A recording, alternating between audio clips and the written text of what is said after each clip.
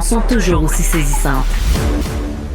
Bon, on apprend que le candidat parfait pour Gouin, celui anciennement de Gabriel Nadeau-Dubois et de Françoise David, serait, aux yeux de plusieurs militants de Québec solidaire, mais pas tous et toutes, il faut vraiment parfaire tout notre vocabulaire.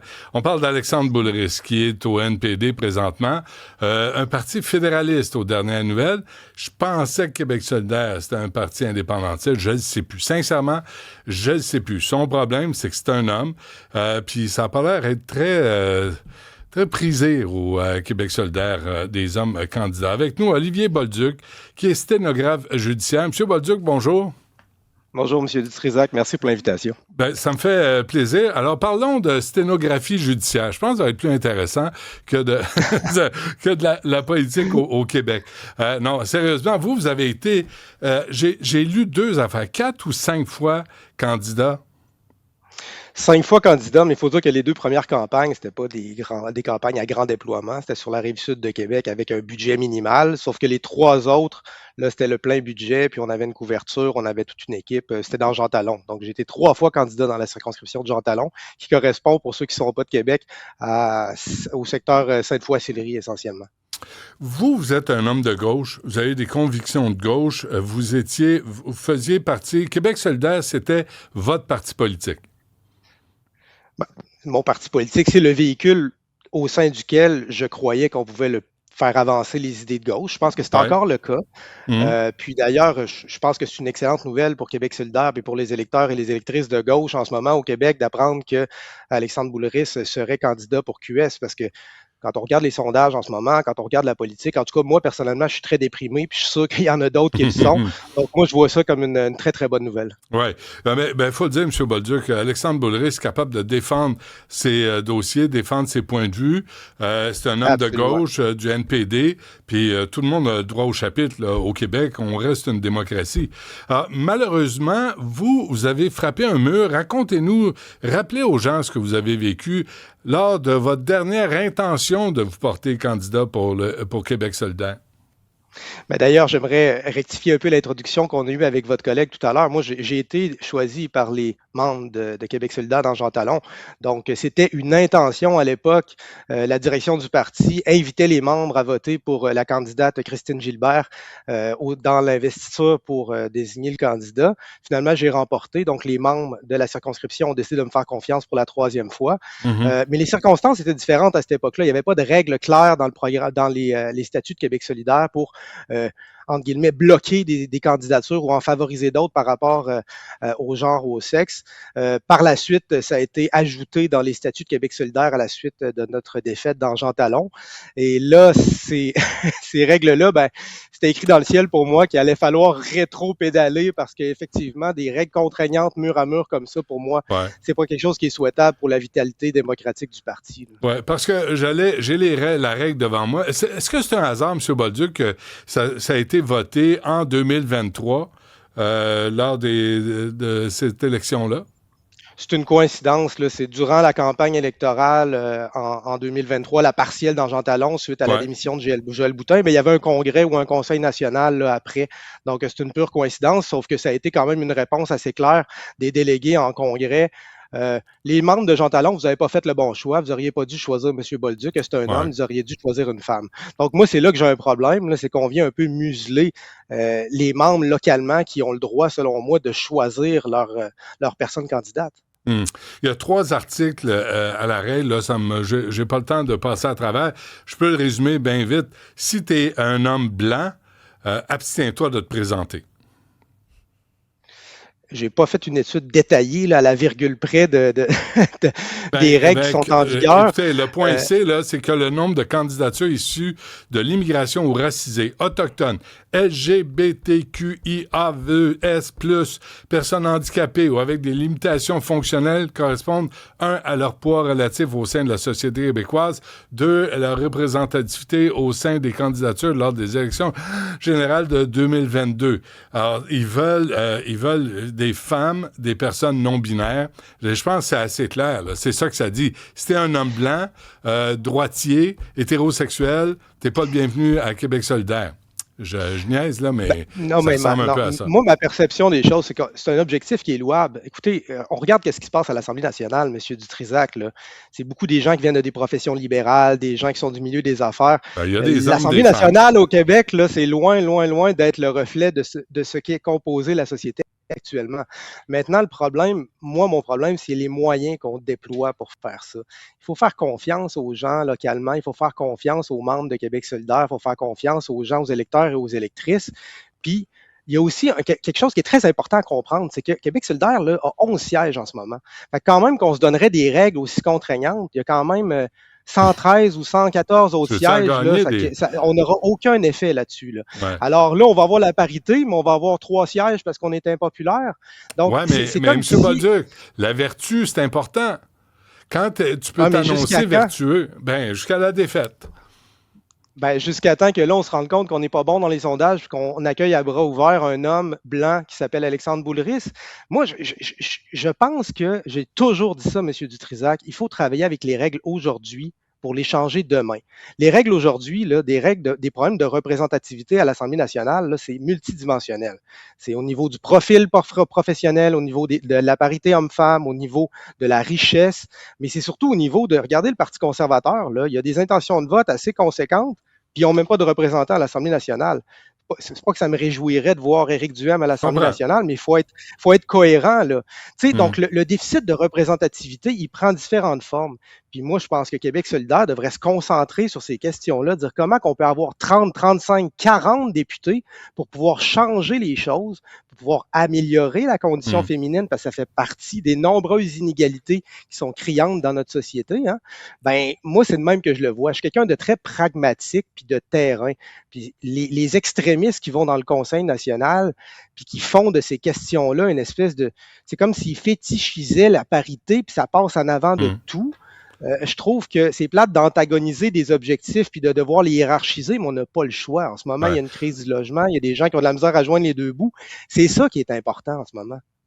On vous l'a reproché, ce que vous venez de dire là. On vous a même décrit dans un texte d'une militante de Québec solidaire comme un masculiniste. Ah ben oui, oui, c'est ça. Vous vous Moi, ça me souvenez, fait hein? plaisir de me faire défendre par des masculinistes. Écoutez, c'est complètement ridicule. Moi, j'ai milité à Québec solidaire depuis au moins 10 ans. J'ai vu ce parti-là changer pour le mieux, pour le pire. J'étais un gars de gauche qui a vraiment tout donné pour faire avancer ça, puis en allant faire du porte-à-porte, en faisant des appels, en allant voir les gens. Puis je suis convaincu que la personne qui a écrit ce que vous dites, là, elle n'est jamais allée rencontrer le monde. Elle sort pas de ses chambres d'écho, puis elle fait juste parler à des gens qui pensent comme elle. Fait que moi, ce que j'invite cette personne-là à faire, là, c'est d'aller sur le terrain et d'aller jaser avec les personnes de ce Hmm. de ce qui les préoccupe au quotidien. L'accès aux soins de santé, l'éducation. Puis les députés de Québec solidaire, ils font un travail exceptionnel et formidable à l'Assemblée nationale. Puis je vous dirais, si des règles contraignantes comme celles qui se sont données à Québec solidaire dernièrement, là, en 2023-2025, si elles avaient été en vigueur avant l'élection partielle, par exemple, dans Saint-Henri-Sainte-Anne, ben, ça aurait privé les électeurs et les électrices d'un excellent député qui s'appelle Guillaume Clich-Rivard. Fait qu'il faut arrêter de, de, de, de de focaliser sur quelque chose en particulier, puis voir le big picture, si on peut, si je OK. peux me permettre l'expression. Vous l'avez laissé entendre, M. Bolduc, là, puis parce que, tu sais, moi, je me suis noté la compétence a un genre, une couleur de peau, une croyance religieuse, mais vous avez parlé d'extrémistes. Qui est devenu Québec solidaire sous vos yeux depuis 10 ans? Est-ce que c'est le même parti auquel vous croyiez à l'origine? C'est une très bonne question, ça, M. Dutrisac. Ça va me faire plaisir d'y répondre. Moi, ce que je voyais de Québec solidaire, c'est ma perception. Hein. Ça vaut ce que ça vaut.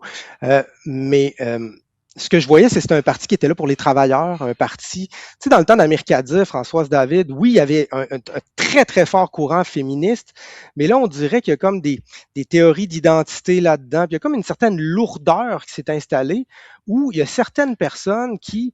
Je pense, il se croit doté d'une genre de boussole morale, là, puis on dirait qu'on n'est jamais assez pur, on n'est jamais assez féministe, on n'est jamais assez altermondialiste, on n'est jamais assez anticapitaliste. Ça devient difficile de militer alors que c'est des gens qui donnent du temps gratuitement. Ouais. Ça devrait Ouais. être agréable de militer dans un parti, ça ne devrait pas être lourd comme ça. Là. Tu sais, on parle de la gauche on parle de la droite, mais l'extrême droite, l'extrême gauche, là, vous l'avez mentionné, moi, je touche pas à ça. C'est des cranquistes, des extrémistes, puis je veux même pas les entendre. Quand tu deviens raisonnable, là, on va entendre les idées de gauche, les idées de droite. Mais quand vous avez Ruba Gazal qui reçoit Jean-Luc Mélenchon, qui est en France, de la France insoumise, qui a des propos, je les ai accumulés, là, M. Bolduc. Quand j'utilise ce terme-là, là, c'est parce qu'il incite à la violence, il incite à la haine. Et si ça se dit à droite, je vais le dénoncer pareil. Mais quand tu incites les gens à la haine à ce point-là, et que tu es invité comme une espèce de mentor par Québec solidaire en avril 2025, moi, je ne sais plus c'est quoi la direction de Québec solidaire dans ce contexte-là. Écoutez, je ne sais pas c'est à quel propos de Jean-Luc Mélenchon que vous référez. Je pourrais vous les faire jouer, là.